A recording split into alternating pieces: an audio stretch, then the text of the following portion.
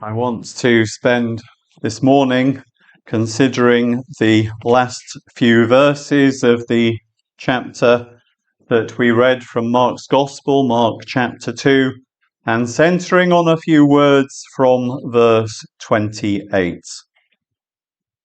Therefore the Son of Man is Lord also of the Sabbath. He is the Lord of the Sabbath. In the narrative that we have before us, given by Mark in this chapter, I believe that we have moved to another day at verse 23, where we read, "And it came to pass that he went through the cornfields on the Sabbath day." This day is a Sabbath day, and once more the disciples are eating, which they wouldn't have done after the feast that they had at Levi's house that we looked at last time. There are connections to what we saw last week, in that the Pharisees are questioning what the disciples are doing in their eating habits. This is once again related to the picture given in verses 21 and 22. The old garments, the broken covenant of Sinai, and their attempts to repair it, with their eating rituals only making things worse, as well as the new wine of the gospel that couldn't be contained in the dried out teachings of the Pharisees with all their legalism. However, because of the importance of the subject of the Sabbath, and our having lost sight of its importance today, even in the church, even among many believers, along with there being much confusion, I want us to take a message considering the Sabbath that belongs to the Lord. Jesus declares to the Pharisees in verse 28, "The Son of Man is Lord also of the Sabbath." And I want us to see the origin and corruption of the Sabbath, the additions that God gave at Mount Sinai to the people of God, the keeping of it, as was called into question here by the Pharisees, and its fulfillment in the new Lord's Day. And I hope by doing so, we will see the true Lord of the Sabbath, whose day we are keeping today on the first day of the week as the Lord's Day. So if we start with the origin and corruption of the Sabbath. For the start of the Sabbath in history, we go back to the very beginning of time, as I'm sure you all know, and the first week. As it drew to a close, and the whole perfect creation had been made, we read in Genesis chapter 2 and the opening 3 verses. "Thus the heavens and earth were finished, and all the host of them. And on the seventh day God ended his work which he had made, and he rested on the seventh day from all his work which he had made. And God blessed the seventh day and sanctified it, because that in it he had rested from all his work which God created and made." The week, as we know it, is a creation ordinance instituted by God. Our months come from observing the moon. Our years come from observing the sun. But God instituted the week before either of them had completed one cycle. It was a day sanctified of rest, given to man to have fellowship with God, as we see in verse 27 of Mark chapter 2 before us this morning. The Sabbath was made for man, and not man for the Sabbath. And when we read in Genesis chapter 3 and verse 8 of the Lord God walking in the garden in the cool of the day, to have fellowship with Adam and Eve, I believe it's to have been the Sabbath, the sanctified day of rest, when men can turn from their work and focus, praise, worship, and get to know their God. God did this on the day of their rebellion against him. You will remember that they had listened to the serpent and followed what he said. But on this day of their rebellion, God instituted the sacrificial system on into the day of rest.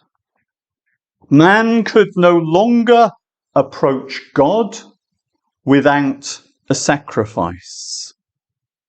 Hence we read of Abel sacrificing a lamb and being accepted by God in Genesis chapter 4 and verse 4. This animal sacrifice on the Sabbath reminded man of his fall into sin and his broken relationship with God. From then on, it always pointed to the coming of Christ to restore the sanctified day of rest to mankind. We then read as we go through Genesis of Noah and Abraham approaching God in the same way as Abel did, with an animal sacrifice. And this continued until the family went down into Egypt. And it was reinforced the night they left Egypt 400 years later. On that 14th day of what was to become their first month, God instituted the Passover. The day pointing to its fulfillment in the death of the coming Christ.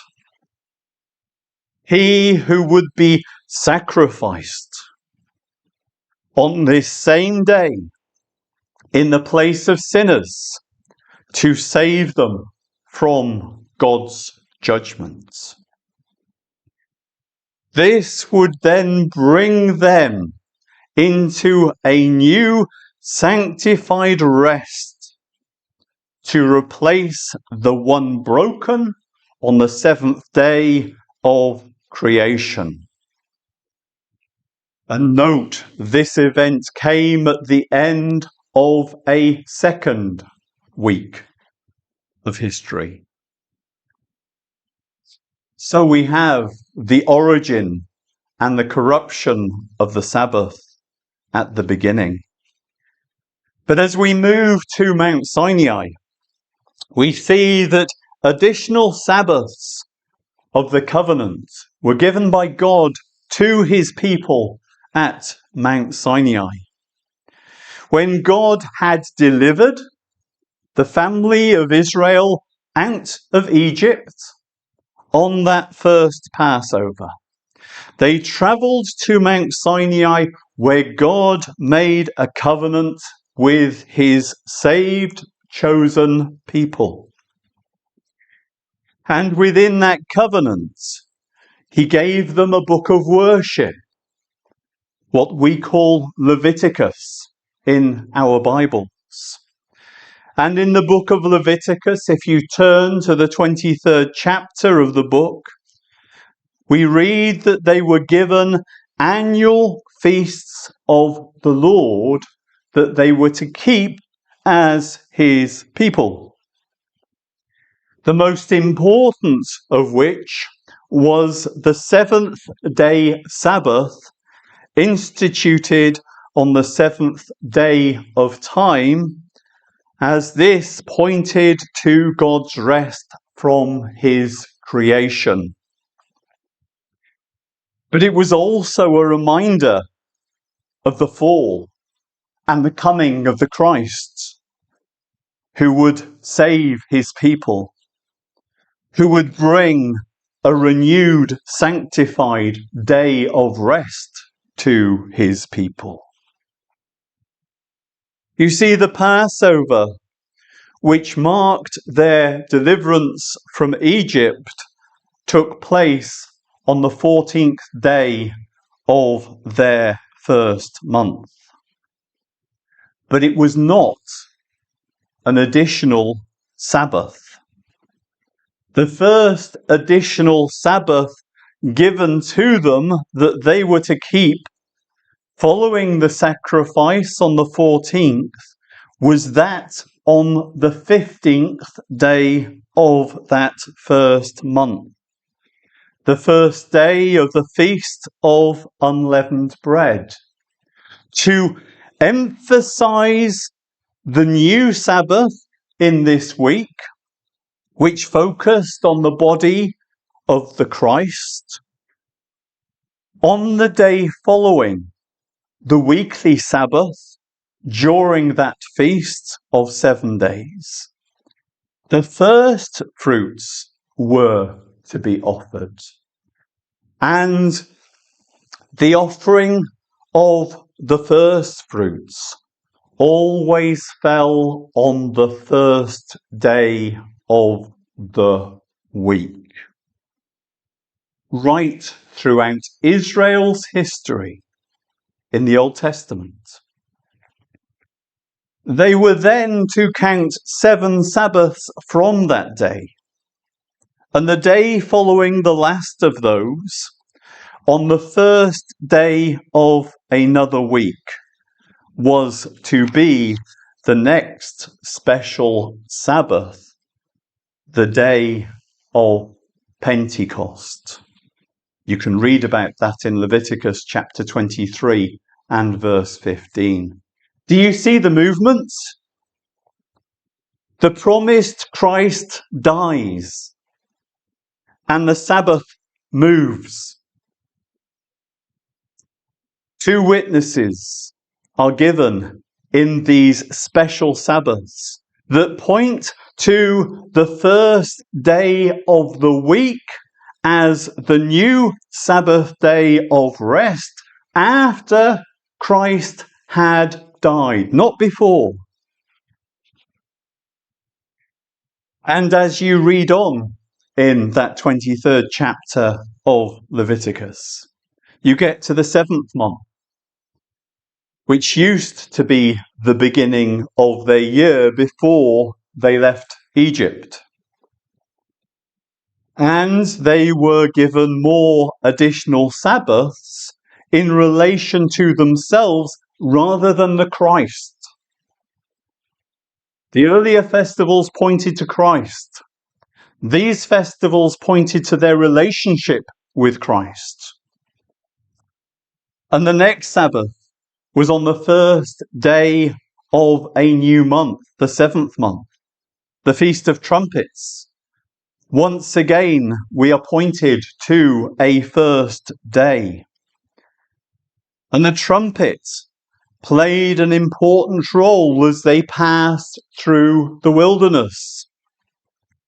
God used them to summon and to call his people to his tabernacle to worship him. They had another Sabbath that fell on the 10th day of that month. This was the equivalent day that in the first month they were to set aside the lamb to be sacrificed at the Passover. This was the Day of Atonement, pointing to Christ's death to set his people free. In the year of its fulfillment, this would fall on a seventh-day Sabbath, on a Saturday.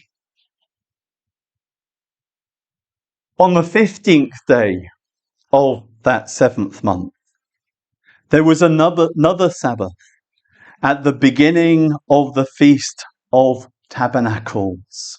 This was to commemorate their wilderness wanderings, and they are remarkably told at the start of these wanderings in Leviticus 23 and verses 42 and 43. Ye shall dwell in booths 7 days.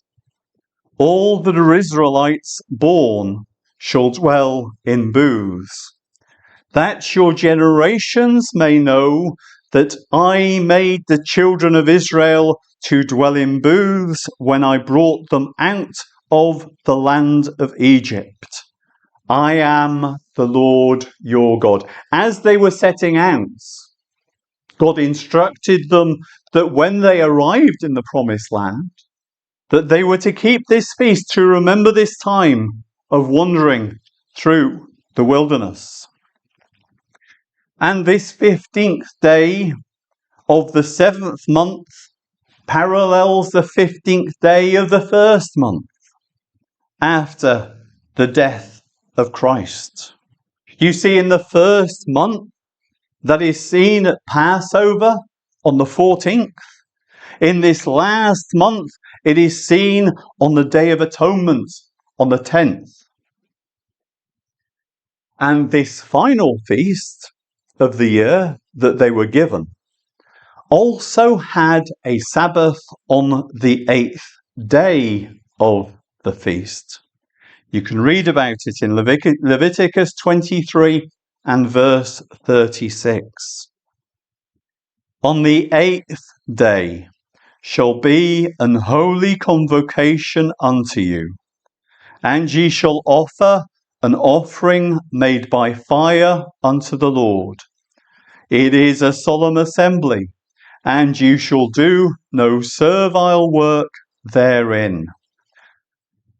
This was the 22nd day of the month, the beginning of a third new week in the month. It strikes me that in these feasts, God was directing his people to the end of the second week, when Christ would die for sinners, which is what all of these feasts and additional Sabbaths all pointed to, the death of Christ on the cross of Calvary. And throughout all of these feasts, there is that promise of an 8th day to come beyond Christ's sacrifice. This 8th day was to be kept to worship God once Christ had died and risen from the dead. And also, in this last feast, the Feast of Tabernacles, we appear to receive a hint of man's dwelling with God beyond the third week in heaven for eternity. Because it's beyond that week in which they travelled through the wilderness of this world. You see, these were the additional Sabbaths that were given to the people of God when the covenant was made with them back at Mount Sinai, the basis of all the Old Testament. So thirdly, let us move on to the keeping of the Sabbath. And the instructions for the keeping of the Sabbath are found in Exodus chapter 20, verses 8 to 11, part of the Ten Commandments, without a specific reference to the seventh day of the week. It says, "Remember the Sabbath day, to keep it holy. 6 days shalt thou labour and do all thy work. But the seventh day is the Sabbath of the Lord thy God. In it thou shalt not do any work, thou, nor thy son, nor thy daughter, thy manservant, nor thy maidservant, nor thy cattle, nor thy stranger that is within thy gates. For in 6 days the Lord made heaven and earth, the sea, and all that in them is, and rested the seventh day. Wherefore the Lord blessed the Sabbath day and hallowed it." This was to be the same for the weekly Sabbath, as well as all those additional Sabbaths that were given in Leviticus chapter 23. And for the New Testament church, once Christ had died, the instructions do not change.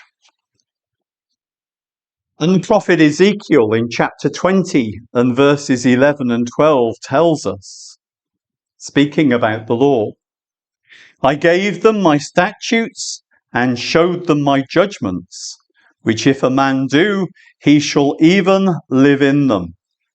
Moreover, also I gave them my Sabbaths, the weekly one and the ones at the feast, to be a sign between me and them, that they might know that I am the Lord that sanctify them." You see, these things were given to set them apart from the nations and to show they were God's people who were saved by him alone and no other.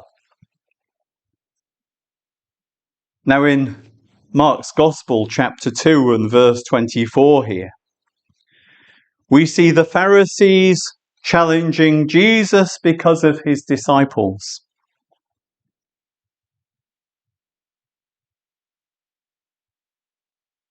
The disciples were considered by the Pharisees to be harvesting on the Sabbath day because they were plucking the ears of corn. Now this was one of their sayings and part of their oral tradition. If a man picked up corn and rubbed it in his hands and ate what came, he was harvesting in accordance to the Pharisees. It was one of those things that they had added to the law of God. And for help in understanding this, we can turn to see what was being done in amongst the people of God in Isaiah's day, one of the prophets, chapter 58 and verses 3 and 4, which reads, "Wherefore have we fasted, say they." This is the Lord's people speaking to God. "And thou seest not? Wherefore have we afflicted our soul, and thou takest no knowledge?" And God says to them, Behold, in the day of your fast ye find pleasure, and exact all your labours. Behold, ye fast for strife and debate, and to smite with the fist of wickedness. Ye shall not fast as ye do this day, to make your voice to be heard on high. You see, their keeping of the Sabbath had become like their fasting. They did it to grieve others, and to restrict them, and to clamp them in irons, and to wickedly then attack them for not doing all those things that they had laid down. We have the Pharisees here doing it, as they attacked the hungry disciples for doing something that the Pharisees did not allow, and claiming that they were breaking the Sabbath by doing so. And Jesus responds by telling them of the day when David and his men were hungry, and they ate of the showbread which had been before the tabernacle and was only supposed to be eaten by the priests, but when it had been changed that day, the bread that had been in front of the tabernacle and had been replaced, which should only be eaten by the priests, was given by the priest to David. And the priest acted correctly on that day because there was a need, and the priest met the need.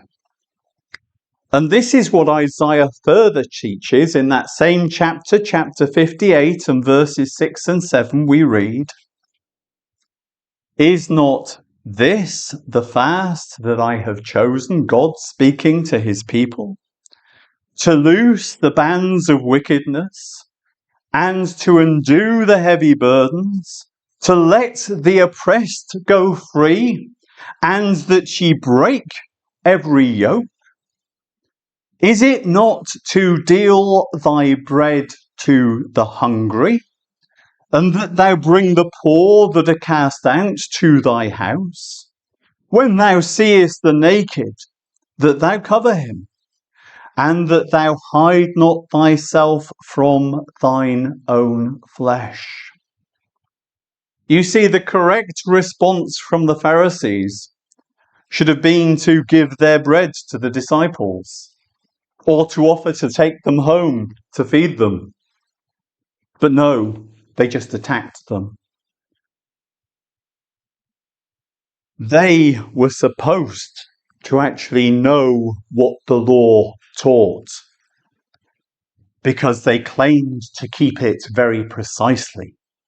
But they had changed the written law of God to the law of what somebody had said was written down.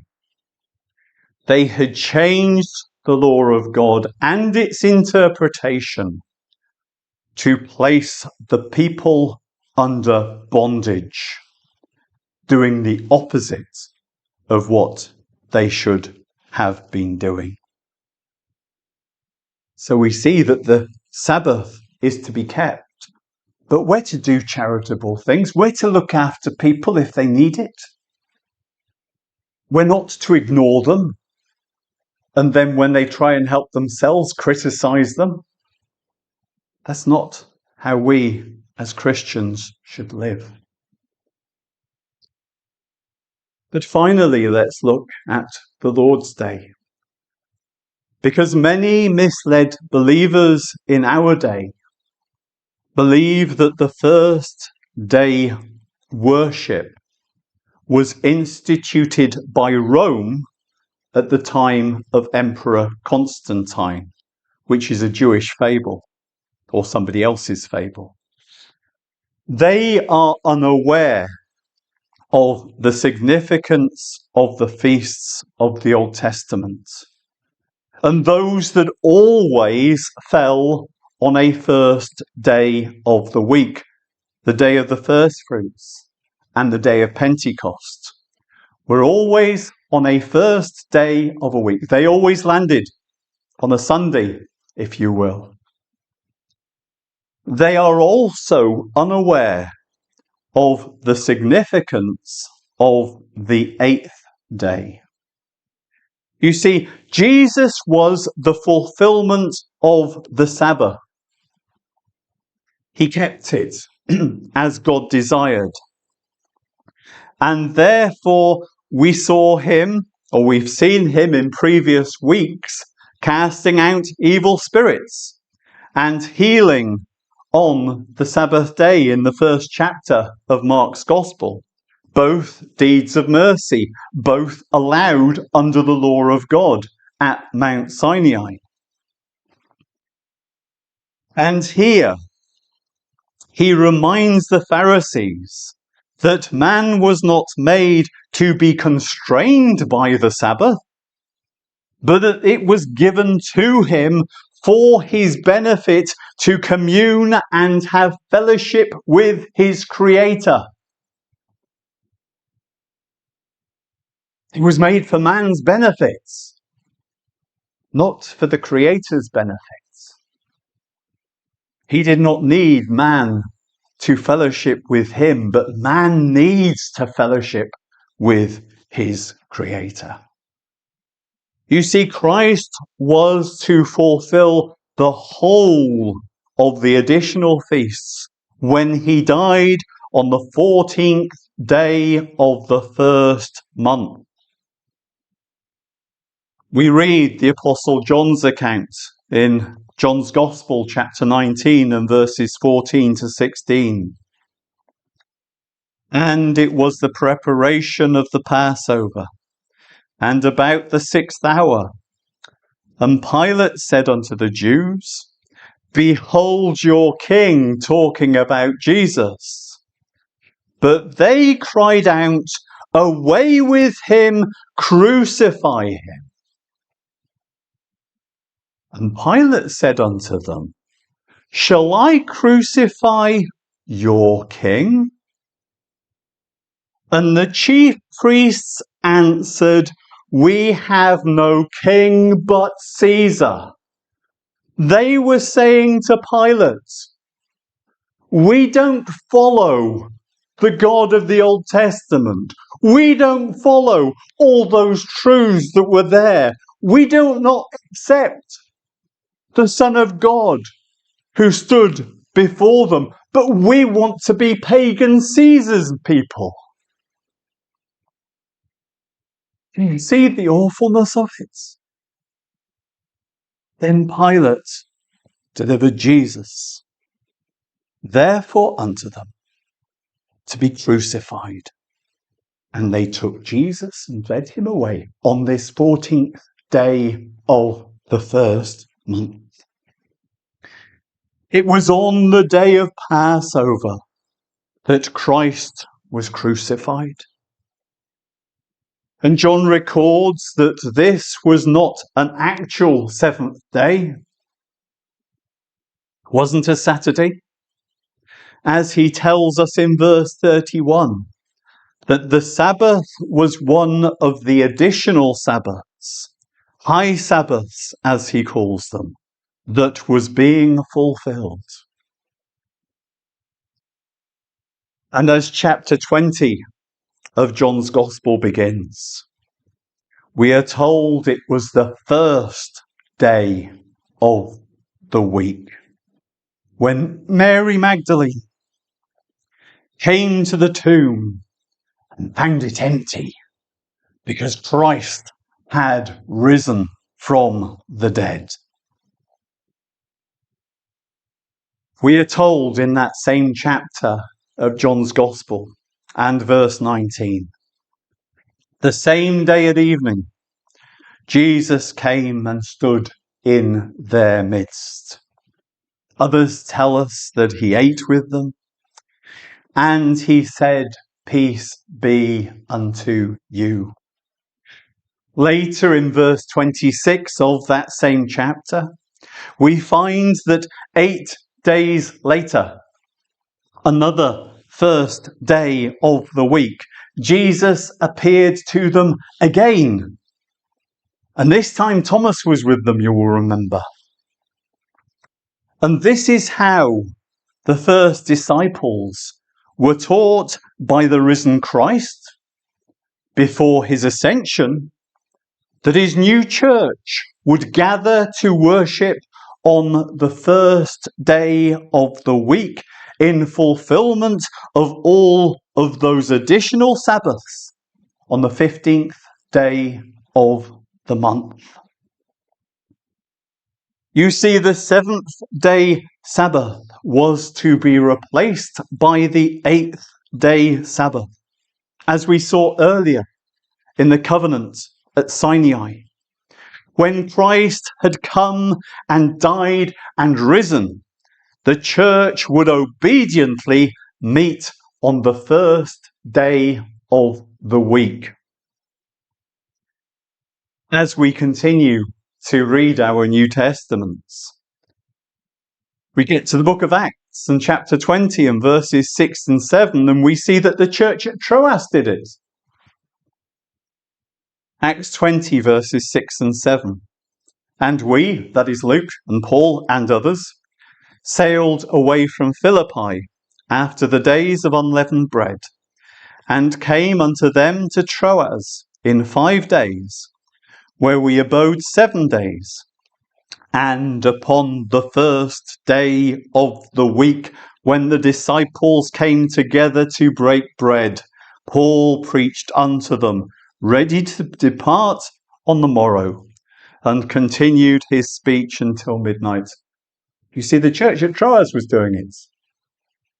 This was not waiting till Rome declared it or anything like that. This was the New Testament church in obedience to the apostles who had been taught by the Lord.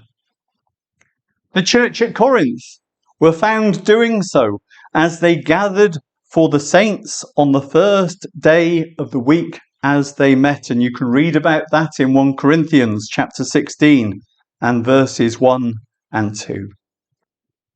And the book of Hebrews speaks of our labouring to enter the 22nd day Sabbath in heaven forever, beyond our wilderness wanderings through this world as New Testament believers. Hebrews chapter 4 verses 9 to 11. There remaineth therefore a rest to the people of God. For he that is entered into his rest, he also hath ceased from his own works, as God did from his. Let us labour therefore to enter into that rest, lest any man fall after the same example of unbelief shown by the Jews. And of course, as we end the Bible, the Apostle John, in the revelation of Jesus Christ, gives the day a new name. Chapter 1 and verse 10. I was in the Spirit on the Lord's day, and heard behind me a great voice as of a trumpet.